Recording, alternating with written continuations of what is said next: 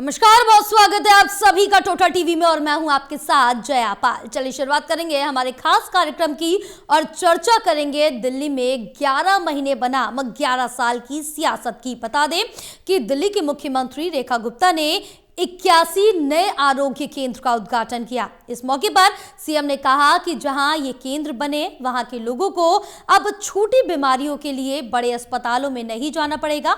उन्होंने इस मौके पर पिछली सरकार पर निशाना साधते हुए कहा कि पिछली सरकार ने सुविधाओं का जितना विकास किया उससे ज्यादा उसके विज्ञापन पर पैसा खर्च किया। लेकिन सबसे बड़ा सवाल इस बीच यही खड़ा हो रहा है कि क्या वाकई जो ये इंतजामात किए जा रहे हैं, जो आरोग्य केंद्र खोले जा रहे हैं, वो काम करेगा या सिर्फ ये भी खाना पूर्ति रह जाएगा या राजनीति के लिए ये सब किया जा रहा है।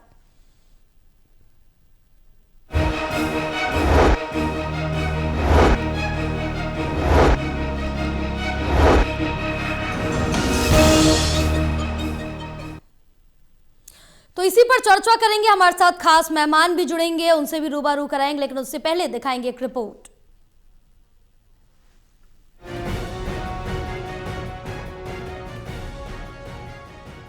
दिल्ली की स्वास्थ्य सेवाओं को बेहतर बनाते हुए दिल्ली में बुधवार से 81 और आरोग्य केंद्रों की शुरुआत हो गई है। इस उद्घाटन अवसर पर दिल्ली की मुख्यमंत्री रेखा गुप्ता ने हरिनगर विधानसभा की नांगल इलाके की डिस्पेंसरी का उद्घाटन किया। इस मौके पर जहां उन्होंने आरोग्य केंद्र का उद्घाटन किया, वहीं आशा कार्यकर्ताओं के साथ सेल्फी भी खिंचाई। इस मौके पर दिल्ली की मुख्यमंत्री ने कहा कि इन 81 केंद्रों की शुरू होने के बाद स्वास्थ्य व्यवस्थाओं में बड़ा सुधार आएगा। उन्होंने पीएम मोदी का भी आभार जताया। दिल्ली में जो फैसिलिटीज होनी चाहिए थी, जिसकी कमी है, WHO कहता है कि 1000 व्यक्ति यदि आपके किसी जगह रहते हैं तो कम से कम उसके ऊपर 2 हॉस्पिटल बेड जरूर होने चाहिए। पर दिल्ली की यह स्थिति थी कि आप सरकारी छोड़िए, प्राइवेट भी मिला लीजिए, प्राइवेट और सरकारी सारे अस्पताल दिल्ली के मिल जाएं तो भी 2 बेड की ये रिक्वायरमेंट पूरी नहीं होती। इस मौके पर जनता को संबोधित करती हुई सीएम रेखा गुप्ता ने कहा कि पहले 283 आरोग्य केंद्र थे जो अब बढ़कर 364 हो गए। उन्होंने कहा कि हमने हर विधानसभा में 12 से 15 आरोग्य केंद्र खोलने का लक्ष्य तय किया है। इसका फायदा ये होगा कि बड़े अस्पतालों में भीड़ कम देखने को मिलेगी। पिछली आम आदमी पार्टी सरकार पर निशाना साधते हुए उन्होंने कहा कि पिछली सरकार वाले कहते थे कि हमने मोहल्ला क्लिनिक खोला है, लेकिन वो मोहल्ला क्लिनिक नहीं बल्कि हल्ला क्लिनिक थे।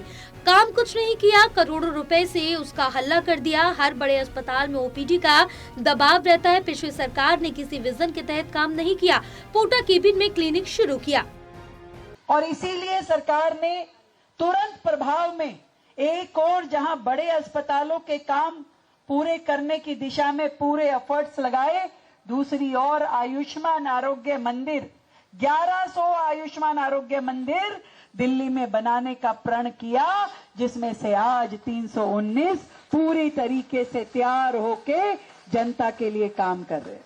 विपक्ष के वो लोग ये पूछते हैं कि आपने क्या किया, तो हम ये कहते हैं कि 11 साल की सरकार 11 महीने की सरकार से पूछ रही है कि आपने ये काम क्यों नहीं किया। वहीं आम आदमी पार्टी का दिल्ली की मुख्यमंत्री के आरोपों पर कहना है कि दिल्ली सरकार लगातार मोहल्ला क्लिनिक को बंद करके आरोग्य केंद्र खोल रही है। आज भी रेखा गुप्ता जी ने दिल्ली में कई जगह पुराने जो मोहल्ला क्लिनिक थे उनको पेंट करके आरोग्य आयुष्मान मंदिर बनाया, जबकि आरोग्य आयुष्मान मंदिर के अंदर जो लोग भी जा रहे हैं उनको दवाई नहीं मिल रही, डॉक्टर उनको देख नहीं रहे, कोई टैक्स फ्री नहीं हो रहा। पूरी की पूरी दिल्ली की स्वास्थ्य व्यवस्था को इन्होंने बर्बाद कर दी है।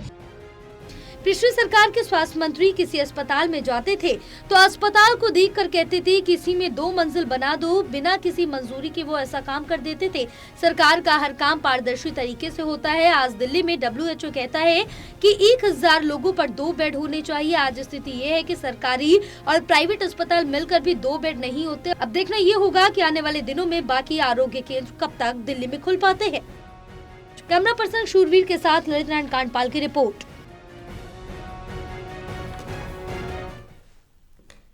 चलिए चर्चा की शुरुआत करेंगे और हमारे साथ हमारे खास मेहमान भी जुड़ चुके हैं। तारुफ करा देते हैं। हमारे साथ अभिषेक गुप्ता आम आदमी पार्टी प्रवक्ता जुड़े हुए हैं, मोहम्मद आसिफ कांग्रेस प्रवक्ता हैं, शुभेंदु शेखर अवस्थी बीजेपी प्रवक्ता हैं। आप सभी का हमारे चैनल पर बहुत स्वागत है। चर्चा की शुरुआत करेंगे।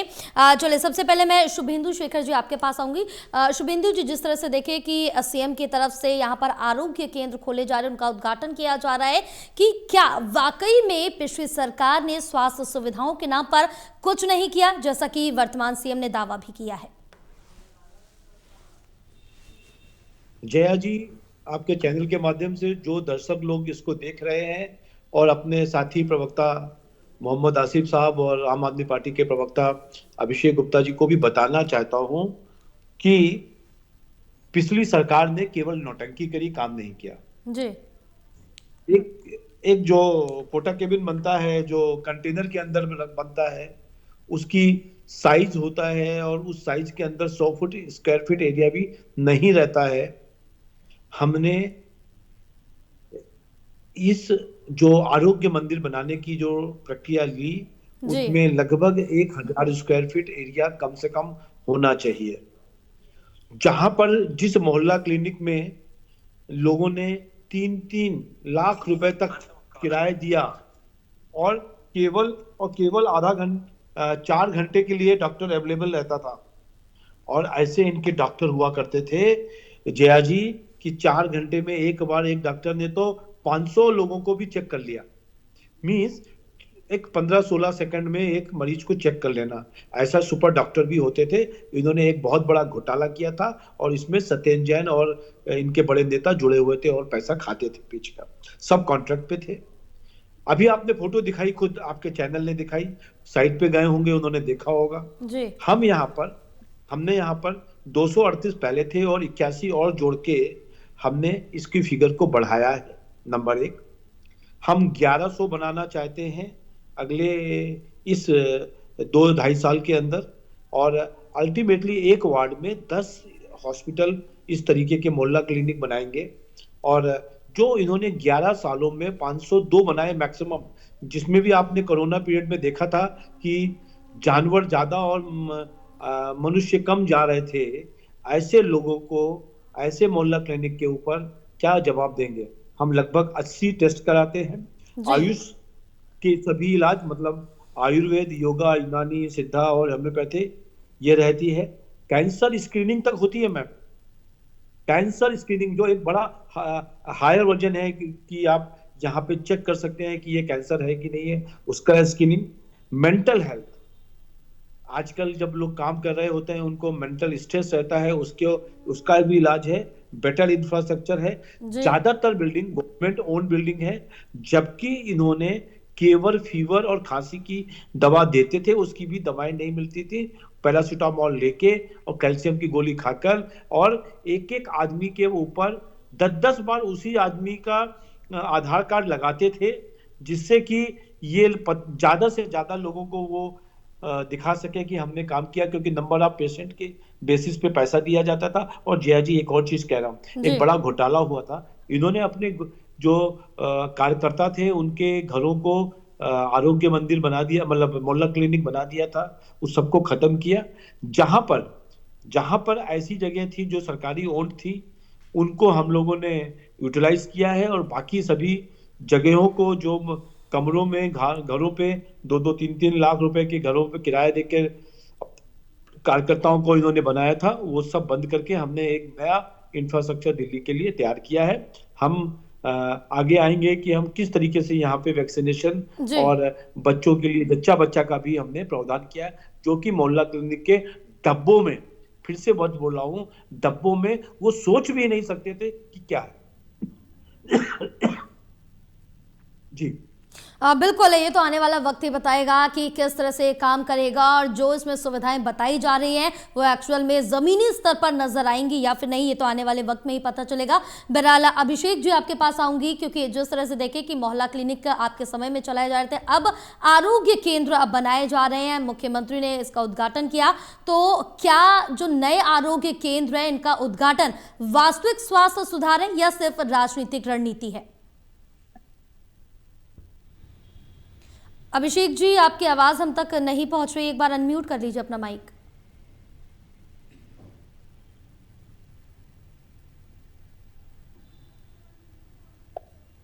अभिषेक जी, आपकी आवाज़ हम तक नहीं पहुंच रही, आपसे दोबारा से मैं ये इसका आंसर लूंगी, लेकिन अब मैं यहाँ पर आसिफ जी आपके पास आऊँगी। आसिफ साहब, क्योंकि जिस तरह से देखें कि एक तरफ आम आदमी पार्टी के समय में मोहल्ला क्लिनिक बनाए गए, अब बीजेपी के समय में आरोग्य केंद्र बनाए जा रहे हैं, क्योंकि एक ने आरोग्य केंद्र बनाया, एक ने मोहल्ला क्लिनिक बनाया, लेकिन स्वास्थ्य सेवाओं के नाम पर जो राजनीतिक आरोप प्रत्यारोप है, कहाँ तक सही है? देखिए, स्वास्थ्य सेवाओं का हाल तो दिल्ली का बद से बदहाल हो गया है जी, क्योंकि इन्होंने मोहल्ला क्लिनिक के नाम पे राजनीति की, अब जी। आयोग मंदिर के नाम पे राजनीति कर रहे हैं। उन्हें नाम बदल दिए, बाकी कुछ नहीं है। जी, हमारी दिल्ली के अंदर सब जगह डिस्पेंसरियां हैं, कोई जगह बची नहीं है दिल्ली में डिस्पेंसरियां नहीं थी। जी, उन डिस्पेंसरियों को आप डेवलप कर लेते, वहां सारी सुविधाएं दे देते। क्या जरूरत पड़ी थी दिल्ली के टैक्स के पैसे को अपने नाम पे खर्च करने की? बताइए ना आप, कौन से इलाके में डिस्पेंसरी नहीं है? और डिस्पेंसरी आज से नहीं, तकरीबन 30-40 साल से सब जगह डिस्पेंसरी चल रही है। लेकिन आपने अपनी दुकान, राजनीतिक दुकान चलाने के लिए एक नया नाम दिया और नए घोटाले की आविष्कार किया। जी, उस घोटाले का आविष्कार कैसे हुआ? दिल्ली के अंदर 2012 से पहले जो हॉस्पिटलों में इलाज होता था जी, और कोई बाहर से प्राइवेट लैब से कोई टेस्ट करा के लेके आता था, तो हॉस्पिटल अपने टेस्ट कराते थे, बाहर वालों को नहीं मानते थे, और बेहतर होती थी सुविधा देखने के बाद में रिपोर्ट में डिफरेंस आता था। उन्हीं तमाम सेंटर्स को आम आदमी पार्टी की सरकार ने इग्नोर कर दिया, उन्हीं लैब से कांटेक्ट किया और वहीं से टेस्ट होके आने लगे। जी, ये सबसे बड़ा बदलाव आया। जो हॉस्पिटल के अंदर संख्या थी टेस्ट लैबों की, एमआरआई सेंटर की, सीटी स्कैन की मशीनों की, एज इज इट ऐसे ही रही, और उसमें कर्मचारियों के अंदर इजाफा ना होकर माइनस हुए। मैं तमाम दिल्ली के हॉस्पिटल की बात कर रहा हूं जिन्हें दिल्ली सरकार चलाती थी। आपने देखा होगा कई बार तो अखबारों में यह छपा कि एमआरआई की मशीन जीव पंत के अंदर खराब है जी, 2013 से, और विधानसभा में सवाल उठाया गया। 4 साल बाद हेल्थ मिनिस्टर साहब ने जवाब दिया कि मशीन खराब है, 5 साल बाद मशीन आती है। जी, उससे पहले वो बाहर की मशीनों को टेंडर देते, वहां से कराइए आप। जब हॉस्पिटल के अंदर तमाम सुविधाएं हैं, 2-4 करोड़ की सरकार को मशीन खरीदने में क्या दिक्कत है? उसके लिए स्टाफ है सरकार का अपना, लैब असिस्टेंट है, तमाम लोग तनख्वाहें ले रहे हैं, क्योंकि मशीनें बंद है, खाली बैठे हैं वो, और उसी पैसे को आप बाहर लोगों से टेस्ट करके मंगा रहे हैं। जो आयोग निधि का फंड होता था, आपने प्राइवेट लैबों को दे दिया। जो हमारे टाइम में 100 करोड़ का फंड होता था ना, कांग्रेस के सरकार के टाइम में, वो जो गरीब आदमी कुछ नहीं कर, उसके पैसे नहीं होते थे स्टैंड डलने के, तमाम चीजों को वो एक एफिडेविट लेके आता था एसडीएम के यहां से, और उस आयोग निधि के फंड से तमाम लोगों का इलाज हो जाया करता था। इन्होंने कहा प्राइवेट, आपको 30 दिन से ऊपर का टाइम मिले, प्राइवेट हॉस्पिटल में जाके उसका ऑपरेशन कराइए। सरकार के हॉस्पिटल में क्या दिक्कत थी आपको? क्यों आपने हॉस्पिटल में ऑपरेशन नहीं कराया? और कितनी तादाद में बाहर हॉस्पिटल के अंदर ऑपरेशन हुए? एक बड़ा बजट आपने अपनी मार्केटिंग में तो खर्च किया, दिल्ली के अंदर बड़े बड़े होर्डिंग लगाकर आम आदमी की सरकार ने, लेकिन जनता को राहत नहीं मिली। तारीख पे तारीख लोगों को हॉस्पिटल मिलती रही। जी, ये तो हेल्थ की व्यवस्था आम आदमी पार्टी के टाइम पर ही। अब 11 महीने की सरकार की बात करते हैं, जी, जो आयोग मंदिर की बात कर रही है, उन्हीं क्लिनिक को आप आयोग मंदिर बदल ले, नाम बदल दो, काम ना हो, दिल्ली के अस्पतालों में दवाइयां ना मिले, और प्रधानमंत्री का नाम से दवाई उसके हॉस्पिटल में बिक रही है। इससे बड़ा देश का दुर्भाग्य नहीं है कहीं कि प्रधानमंत्री के क्लिनिक खोलकर तमाम दिल्ली के हॉस्पिटल के आरएमएल के अंदर जाइए, सफदरजंग जाइए, एम्स के अंदर जाइए। सरकार का काम है सुविधा देना, सरकार का काम है आदमी को दवाइयां देना, लेकिन हॉस्पिटल में दवाइयां नहीं है, दवाई मिली है प्रधानमंत्री के सेंटर पर। यह हाल तो दिल्ली का आज कर दिया है इन्होंने। बात करते हेल्थ के अंदर, जब हमारी सरकार थी, हमारी सरकार के अंदर दवाइयां भी फ्री मिला करती थी, इलाज भी बेहतर था। हमारी सरकार के अंदर शीला जी ने जो हॉस्पिटल बनाए वो हमें बताने की जरूरत नहीं है। कि हमने कितने नए हॉस्पिटल बनाए 15 साल के अंदर, कितने स्कूल हमने बनाए, कितने कॉलेज हमने बनाए। आप ये पूछिए 5 साल पहले भारतीय जनता पार्टी की सरकार थी, 11 महीने हो गए, 6 साल हो गए, कौन से स्कूल की नींव रखी थी? 6 साल के अंदर कौन से कॉलेज की नींव रखी थी? बताइए देश को, नहीं बताएंगे आप। और रही दूसरी बात, बजट की बात करते हैं। अब पूछा जाता है पिछली डिबेट में आपके बजट नहीं है सरकार के पास, वक्त लगेगा महिलाओं को 2500 रुपए देने में, 500 का सिलेंडर करने में, ईद और दिवाली, होली, बकराईद जी सब पे सिलेंडर फ्री मिलेगा। अमित शाह जी का वादा है, नरेंद्र मोदी जी का वादा है, तमाम त्यौहार चले गए, किसी को कुछ नहीं मिला। सरकार पे बजट की कमी नहीं है, 1 लाख करोड़ का बजट है। तो ये सारी चीजें कहां जा रही हैं? आप नई नई चीजें बात रखकर पुरानी चीजों को और उन मुद्दों से भटकाने की बात करते हैं जो 1 साल आपका पूरा होने जा रहा है। कम से कम उस 1 साल के अंदर बुजुर्ग लोगों की पेंशन तो आप दे दीजिए। अब बिल्कुल, ये तो अब वक्त बताएगा कि अब कब तक जो दावे वादे किए गए हैं बीजेपी की तरफ से सत्ता में आने से पहले वो कब तक पूरे होंगे। बहरहाल अब जिस तरह से देखिए कि आरोग्य केंद्र को लेकर यहाँ पर राजनीति साफ नजर आ रही है। अभिषेक जी, जो सवाल मैंने आपसे किया था एक बार और दोहराऊंगी, क्योंकि आपके आम आदमी पार्टी की सब सरकार थी तो मोहल्ला क्लिनिक बनाए गए, अब आरोग्य केंद्र बनाए जा रहे, तो क्या ये नए आरोग्य केंद्रों का उद्घाटन वास्तविक स्वास्थ्य सुधार है या सिर्फ राजनीतिक रणनीति है? देखिए जया जी, ये नौटंकी तो हम पिछले 11 महीने से दिल्ली में देख रहे हैं जी। कि जिस तरीके से पिछली सरकार जो अरविंद केजरीवाल जी की सरकार थी, उनकी स्कीमों को ही नाम बदल बदल के ये अपनी स्कीम बता बता के लोगों के सामने पेश कर रहे हैं। शुभेंद्र जी जो हमारे भाजपा के प्रवक्ता है वो ये बता दे कि कौन सी, जो ये जितने क्लेम करते हैं उतने तो पहले बात मोहल्ला ये आरोग्य मंदिर खुले ही नहीं है। पीछे भी हमने देखा था कि जब इन्होंने क्लेम किया था कि 100 से ज्यादा मोहल्ला क्लिनिक हमने दिल्ली में खोले हैं, लेकिन जब वो वहां पर जाके पता चला तो वहां पर अभी तक कंस्ट्रक्शन तक भी चालू नहीं हुई थी। आधे से ज्यादा इनके आरोग्य मंदिर वहीं चल रहे हैं जहां पर पहले मोहल्ला क्लिनिक चला करते थे। दूसरी चीज, हमारे जो भाजपा के प्रवक्ता है शायद उनको इस चीज में कंफ्यूजन है कि मोहल्ला क्लिनिक जो होते हैं वो प्राइमरी हेल्थ फैसिलिटी होते हैं, उसके अंदर बेड नहीं होते हैं जो आप वहां पर आप कोरोना का इलाज करोगे या उस तरह की महामारी का इलाज करोगे। वो प्राइमरी हेल्थ फैसिलिटी ही होती है जहां पर आपके जो डेली आपको जुकाम, बुखार और इस तरह की खांसी, जिस तरह की बीमारियां आपको होती हैं उसका ही इलाज होता है। कोरोना जैसी महामारी का इलाज तो अस्पतालों में नहीं हो पाया, तो मोहल्ला क्लिनिक में, आरोग्य मंदिर में क्या होएगा? तो ये बेकार की बात है जो इन्होंने करी। दूसरी चीज, इन्होंने ये बोला कि पहले जो मोहल्ला क्लिनिक चल रहे थे इनके कार्यकर्ताओं के यहाँ पर चल रहे थे, 3-3 लाख रुपए उसका किराया दिया जा रहा था। अरे भाई, अब तो 11 महीने से आपकी सरकार है, आपने क्या एक्शन लिया अगर इस तरीके का कहीं हुआ है? एक जगह ये बता दे कि यहां इस विधानसभा में इस आदमी को 3 लाख रुपए मंथली मोहल्ला क्लिनिक के नाम पे सरकारी किराया मिला। ऐसा हो ही नहीं सकता है। आप टीवी पे बैठ के कुछ भी बोल के चले जाते हैं, उसका कोई फायदा नहीं होता है। लोग बाग आपकी नौटंकी पिछले 11 महीने से देख रहे हैं। लगातार दिल्ली में क्राइम बढ़ रहा है। आपने दुनिया भर के वादे किए थे, आपने बोला था हम 500 रुपए में सिलेंडर देंगे, उसका आज तक कोई अता पता नहीं है। 2500 रुपए महिलाओं को देने की बात हुई थी, उसका कोई अता पता नहीं है। काम क्या हो रहा है? सिर्फ फोटोबाजी हो रही है, एडवर्टीजमेंट हो रहा है, उस पे खर्चा हो रहा है। मोहल्ला क्लिनिक का नाम बदल के आरोग्य मंदिर रख दो। जो टैंकर्स पहले से चल रहे थे उस पे रेखा गुप्ता जी और मोदी जी की फोटो लगा लगा के चिपका दो। असलियत यह है कि दिल्ली के अस्पतालों में जो पहले मुफ्त इलाज लोगों को मिला करता था, अब इन्होंने उसका प्रसार कैसे कर रहे हैं? दिल्ली में ही एक सीमापुरी में जीटीबी हॉस्पिटल है, वहां पर पहले मुफ्त में दवाइयां मिलती थी, वहां पर अब इन्होंने मोदी जी की वो जेनरिक दवाइयां जिसमें मिलती है वो खोल दिया है। और उसका प्रचार कैसे कर रहे हैं कि अब दिल्ली के अस्पतालों में मिलेंगी सस्ती दवाइयां। अरे भाई, वहां तो पहले फ्री मिलती थी, आप उसको बोल रहे हैं सस्ती दवाइयां मिलेंगी। आपने जो फ्री में लोगों को इलाज मिलता था, जो बेसिक इंफ्रास्ट्रक्चर लोगों को मिला हुआ था, आपने वो तक छीन लिया है।